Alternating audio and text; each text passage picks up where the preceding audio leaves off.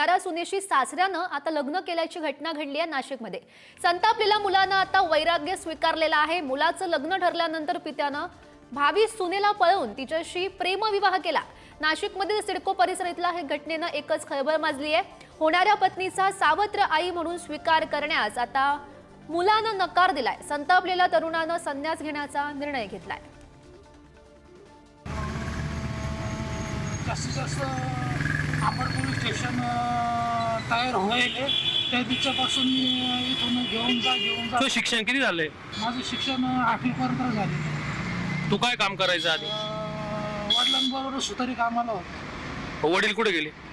वडील माझी स्वतःची बायको घेऊन जात नाही, सोडून दिलं मला। बरं बरं, म्हणजे वडील तुझ्या बायकोला घेऊन गेले? हा बरं।